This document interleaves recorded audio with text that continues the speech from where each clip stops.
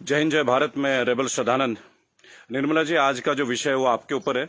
आप हमारी वित्त मंत्री हैं, फाइनेंस मिनिस्टर हैं, और मैं आपका टीवी के एक प्राइवेट चैनल में दिए गए इंटरव्यू के ऊपर देख रहा था और उसके ऊपर अपनी कुछ प्रतिक्रिया रखना चाहता हूं। मुझे बहुत दुख हुआ आपके कमेंट सुन के मैम। मुझे नहीं पता आप ये आंकड़े कहां से लाती हैं। आपने उस इंटरव्यू में ये कहा मैम कि लोअर मिडिल क्लास जो होती है भारत में, उसकी न्यूनतम इनकम जो है यानी मिनिमम इनकम है वो 6 लाख से शुरू होती है और मैक्सिमम इनकम 18 लाख तक जाती है। मैम, मुझे बहुत दुख हो रहा है कि पता नहीं आपने इकोनॉमिक्स की पढ़ाई कैसे करी होगी।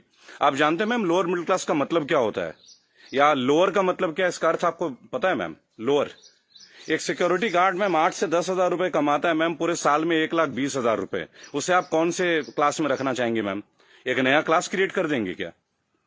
6 लाख रुपए मैम, जानते हैं 6 लाख रुपए क्या होता है मैम? 6 लाख में अगर लोअर मिडिल क्लास फैमिली को मिलने लगे ना मैम, वो उसमें से 4 लाख रुपए साल के सेव कर लेंगे। वो अपने बच्चों को आपके सो कॉल्ड इतने अच्छे गवर्नमेंट एडेड एजुकेशन स्कूल्स में पढ़ाएंगे, गवर्नमेंट एडेड हॉस्पिटल से उनकी चिकित्सा करवाएंगे, और आपके इतने अच्छे अच्छे आधुनिक फैसिलिटीज जो पिछले 7 ईयर से बीजेपी गवर्नमेंट प्रोवाइड कर रही है। मैम, इंडिया में हम वर्ल्ड में बहुत अच्छे रैंकिंग में आ रहे हैं, जैसे कि बीजेपी का ग्राफ बताता है। वास्तविकता क्या है वो तो हम लोग जानते हैं मैम। मैंने भी वोट किया मैम, बीजेपी को वोट किया, लगातार 2 बार वोट किया। लेकिन मैं आप जैसे नेताओं की जब सुनता हूं ना मैम स्पीचेस, और आप लोगों के आंकड़े, आपके जो डेटा बैंक, आप ये डेटा बैंक कहां से लाती है मैम, ये सोच के मैं बहुत सरप्राइज रहता हूं मैम। आपने बोला 6 लाख न्यूनतम है, 18 लाख मैक्सिमम है मैम। 18 लाख समझते हैं आप मैम? 18 लाख क्या होता है मैम? 18 लाख तो मैम एक अच्छे खासे एमबीए का पैकेज नहीं है एनम में मैम, पर एनम का, वो भी टॉप इंस्टीट्यूट में पढ़ के। आपके सो कॉल्ड कॉलेजेस से जो बच्चे निकलते हैं, एमबीए, बीटेक, आप जानते हैं इनकी पैकेज कहां से स्टार्ट होती है मैम? तो इसका मतलब ये सब लोअर मिडिल क्लास में आते होंगे आपके हिसाब से। So called good MBA, so called good BTechs and MTechs, ये तो लोअर मिडिल क्लास से आते होंगे मैम। हायर वाले कौन होते होंगे ma'am? Highly rich people, highly rich industrialist. Upper middle class तो फिर आसमान में रहने और जमीन पर रहेंगे ही नहीं। अपने आंकड़े ठीक कीजिए मैम, देश एक मुश्किल दौर से गुजर रहा है। आप किस तरह की स्टेटमेंट दे रहे हैं? आपने उस दिन बोला मैं मुद्रा लोन में हमने इतने इतने लोगों को दिया, हमने उद्योग वालों को दिया, हमने बुनकरों को दिया। मैम, आपने किसको क्या दिया? पेपरों में दिया है क्या मैम? आपको मैं चैलेंज करता हूं Nirmala Sitharaman ji, I am officially challenging you ma'am. 100 youth लेके मैं आपके पास आने को तैयार हूं, जो ग्रेजुएट्स हैं, पोस्ट ग्रेजुएट्स। आप मुझे ये बताएं कौन से ब्रांच से आप उनको ये लोन देंगे मैम? मैं आपके पास ले आता हूं मैम, और मैं नतमस्तक हो जाऊंगा, क्योंकि जब आप 100 को देंगे, अगला 1 लाख यूथ मेरे साथ तैयार होगा मैम। केवल टीवी में आके ऐसे इंटरव्यूज मत दीजिए मैम। आप लोग अपने घरों में बैठ के थाली पीट रही हैं और आके अपने ये वक्तव्य सुना रहे हैं। अरे आप लोगों को अंदर आइए मैम, लोगों के बीच आइए। आपको तो अभी तक लोअर मिडिल क्लास फैमिली के डेफिनेशन नहीं मालूम है। और मैम, एक सवाल है मेरा आपसे और मोदी गवर्नेंस से। आप मुझे ये बताएं मैम कि राजनीति एक सेवा है या नौकरी है? मेरे स्पीचेस बेसिकली मैम कभी होते नहीं है, मैं लिख के कभी नहीं लाता मैम।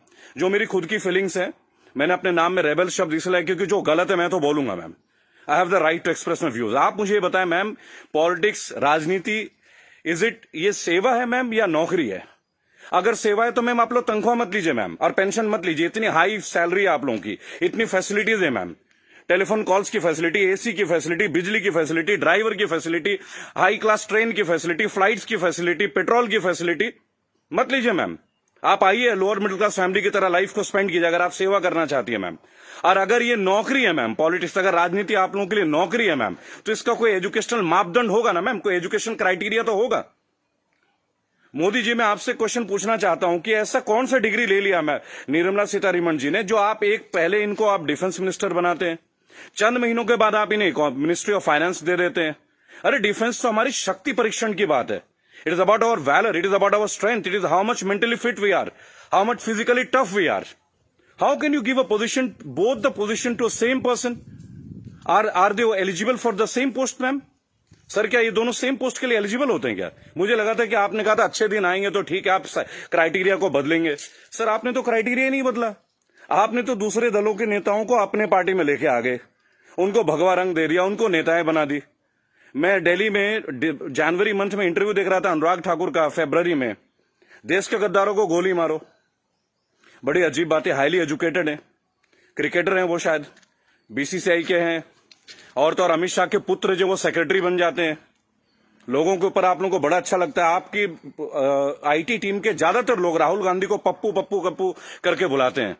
देखिए, मैंने एक बात सीखा है, अगर आपको हंसना है ना तो सबके साथ हंसे। If you want to laugh, laugh with others, don't try to laugh at others. It doesn't show your good politics, it shows the political vendetta. अभी प्रियंका गांधी जी ने बसों का इंतजाम किया तो बहुत सारा हवा मच गया कि भाई ये गाड़ियों टेम्पो हैं, वो हैं, फलाना है, ढेका है। अरे सर, आप 2000 बसें लगा दीजिए ना। चलो उन्होंने ऑटो दे दिए, टेम्पो दे दिए, पर उनको कुछ फीलिंग तो रहा, वो दे तो रहे। आप लगा दीजिए 2000 के बदले 4000 बसें। किसने रोक रखा है आपको? उन्होंने तो ये तक कह दिया कि भाई हमारे बसों में आप बीजेपी का झंडा भी लगवा लें। गलत कर दिया क्या सर? उसमें भी आप लोग शोर मचाना लग जा रहा है। ऐसा लगता है जैसे you are always ready to fight instead of getting it worked. अच्छा देखिए, मैंने नितिन गडकरी का भाषण सुना टीवी में, ये लास्ट वीक की बात है सर। उन्होंने कहा स्वदेशी अपनाओ। चलिए सर, अपना लेते हैं, पर मुझे बताएं, मेक इन इंडिया और मेड बाय इंडिया, इन दोनों का डिफरेंस आपके मिनिस्ट्री का कोई एक मिनिस्टर मुझे दे सकता है क्या? मेक इन इंडिया है क्या सर? आप जमीन देते हैं सैमसंग को, जमीन देते हैं ओप्पो को, वीवो को, चाइनीज कंपनी को, साउथ कोरियन कंपनीज को, वो आके अपना प्लांट लगाते हैं, इंडियंस को हायर करते हैं, और उसके बाद प्रॉफिट जो है वो उनके अकाउंट में जाता है, सैलरीज आता है इंडियंस के अकाउंट में। तो मुझे ये बता दें कौन सा मेक इन इंडिया सर? आप मेड इन इंडिया कीजिए ना, आप अपने इंडस्ट्रीज लगाइए, आपको पैसा रेवेन्यू अपने पास रोकिए। अगर इतना दम होता ना सर हमारे मैकेनिज्म में, आपको चैलेंज कर रहा हूं, आप मैकडोनल्ड्स की तरह एक आउटलेट बना लेते सर। 25 रुपए का बर्गर बेचने वाला भी लाखों करोड़ों रुपए डॉलर्स में कन्वर्ट करके इंडिया से लेके जा रहा है। आप छोड़िए मोबाइल फोन तो बहुत बड़ी बात है, 20-20, 50-50 हजार की बात है। आप बर्गर बनवा दीजिए सर, आप ब्रेड्स बनवा दीजिए, रेवेन्यू यहां जनरेट करवा दीजिए सर, मेड इन इंडिया कर दीजिए। What is make in India sir? आप कहते हो स्वदेशी अपना, फॉरेन की कंपनी को आप जमीन अलॉट कर रहे हो, राइट? और आप कहते हो चाइना का बहिष्कार कर दो। आप मुझे बता दें बीजेपी के कौन से नेता के पास इंडिया वालों का फोन है सर? और बीजेपी छोड़िए, किसी भी पार्टी, मैं यहां किसी और पार्टी का माउथ पीस नहीं हूं सर, क्योंकि मुझे देखा गया है, मैं देखता हूं ये चीज। अगर मैं आपके पॉलिटिकल किसी फेलियर के बारे में बात करूं तो लोग तुरंत बोलेंगे भाई ये तो कांग्रेस का आदमी है। It's very cheap sir, it sounds very cheap. ठीक है सर, आपसे पहले हमने कांग्रेस को भी वोट दिया, क्या गलत किया सर? गलत क्या किया भाई? जो मेजोरिटी में आएगा उसको तो वोट देंगे ना। मुझे ऐसा लगता है कि आप ऑपोजिशन को भी नहीं टिकने देते हैं। भाई एक सोशल सिस्टम है, गवर्नेंस के एक सिस्टम है सर। आप अच्छा गवर्नेंस करेंगे पर एक मजबूत ऑपोजिशन, आप तो ऑपोजिशन को ही परचेज कर ले रहे हैं आप लोग। ज्योतिरादित्य सिंधिया को आपने परचेज कर लिया सर, बुरा लगेगा सर सुनने में। ऐसी क्या घुट्टी दे दी सर? एक झटके में एमपी की गवर्नमेंट जो है वो कोलैप्स कर जाती है, वो भी उस दौर में जब कोविड-19 का दौर रहता है। तब आप लोगों को कोविड-19 का अवेयरनेस नहीं होती, तब आपको नहीं लगता कि लोगों के बीच आपको जाना चाहिए। अहमदाबाद में लाखों लोगों की भीड़ आपने कर दिया, नमस्ते ट्रंप कर दिया सर। क्या ये पॉलिटिकल फेलियर नहीं है? आज आप बता रहे अचानक से आपने 25 तारीख को लॉकडाउन कर दिया और 1 महीना तक आप नमस्ते ट्रंप की तैयारियां करवाते रहे sir. What is this sir? झूठी शान का हमें क्या करना है सर? आज सबसे पहले आप अपने नेताओं को बोलें कि वो कुछ भी बोले ना टीवी में, हेल्प तो आप करना नहीं। मेरी बात सुने सर, सब आत्मनिर्भर है। मजदूर कौन सा मर्सिडीज में घूम रहा है सर? उनके पैर में फफोले गिर रहे हैं। मैंने देखा निर्मला जी ने एक स्टेटमेंट दी, एक लेडीज बेचारी सूटकेस में, उसका बच्चा सूटकेस में बैठा हुआ घसीट के ले जा रही है, तो वो जवाब देती है कि राहुल गांधी को वहां नहीं बैठना चाहिए, राहुल गांधी को वहां जाना चाहिए। अरे राहुल गांधी को जो करना चाहिए वो छोड़िए, आपको क्या करना चाहिए? गवर्नेंस आपकी है, सेंट्रल में आप हैं, पिछले 7 साल से आप लोग हैं सर। हमेशा क्या स्टेट को फेल करते रहोगे क्या, या हमेशा ऑपोजिशन को गालियां देते रहेंगे आप लोग? सर मोदी जी चाय वाला पीएम बन सकता है, सुना था, देख भी लिया सर, बराबर। बाकी चाय वालों का क्या सर? बाकी लोगों का क्या सर? प्रवासी मजदूर छोड़िए, प्रवासी क्या होता है सर? सब भारतीय मजदूरी तो है। हर पूरा देश तो वैसे भी मजदूरी कर रहा है सर, पूरा देश मजदूरी कर रहा है। आप जितना ग्रोथ दिखा दो सर, ग्रोथ क्या है वो तो लोगों के जेब में आके देखो ना, लोगों के घर में आके देखो, बैंक अकाउंट में आके देखो कि पैसे हैं किन के पास और किन के पास नहीं है। मैं एक रिक्वेस्ट करूंगा सर आपको, आप अपने मिनिस्टर्स को काइंडली एक इंस्ट्रक्शन दें कि वो कुछ भी वक्तव्य दे। बहुत बुरा दौर है सर, इस बुरे दौर में कम से कम स्टेटमेंट्स अच्छे दें। कुछ अच्छा कर ना सके तो अच्छा बोल ही लें, लोग तो अपना कर ही लेंगे ना सर। सड़क में बच्चा मर जा रहा है, माँ बाप उसे कैरी कर रहे हैं, इससे ज्यादा दुखद स्थिति क्या हो सकती है सर?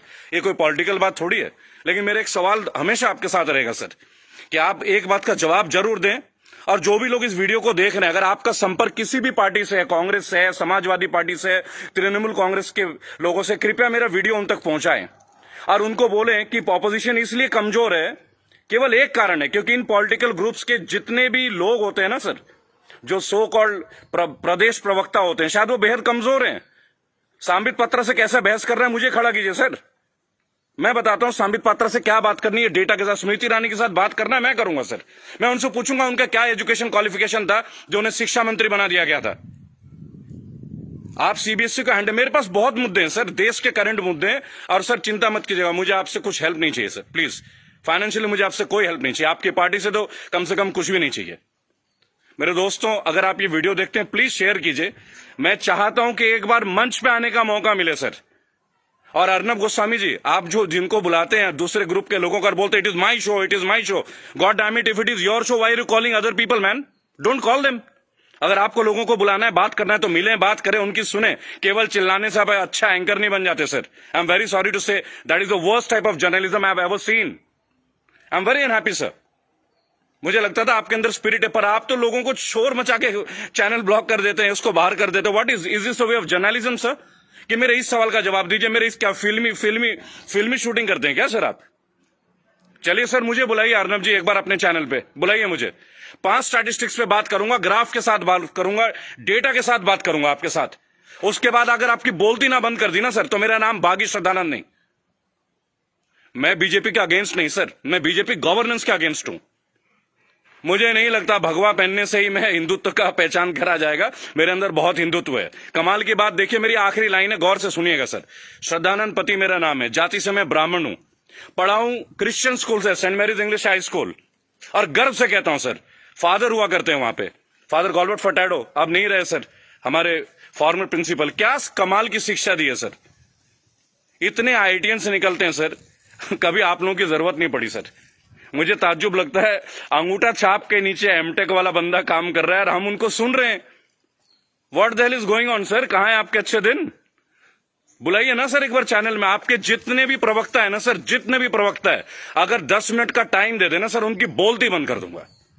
जय हिंद, जय भारत। मैं जानता हूं बहुत सारे लोग मेरे बातों से शायद नाराज हो, पर नाराज होना आपका काम है सर, मेरा नहीं। सही मुद्दे पे तो मैं बात करूंगा, जो नाजायज बात लगती है उसका तो मैं करूंगा सर। रेबल हूं तो रेबल की तरह पेश आऊंगा। जय हिंद, जय भारत। अगला मुद्दा 2 या 3 दिन के अंदर स्टैट्स के साथ आऊंगा सर। और मेरे दोस्तों, मैं दोबारा एक रिक्वेस्ट करता हूं, काइंडली अगर आप लोगों के पास कोई कॉन्टैक्ट है, मेरा वीडियो तमाम पॉलिटिकल ग्रुप्स के पास भेजें, एक मंच पे आने का मौका दें। इन्हें बताऊंगा सर, इन्हें बताऊंगा इन्होंने झारखंड के लिए क्या किया है, इन्होंने बंगाल के लिए क्या किया है, इन्होंने केरल के लिए क्या किया, अरे उत्तर प्रदेश के लिए क्या क्या, वो भी बता दूंगा। हम भगवा में, उत्तर प्रदेश में सबसे महंगी बिजली हमारे यहां आती है। ये है ना अच्छे दिन।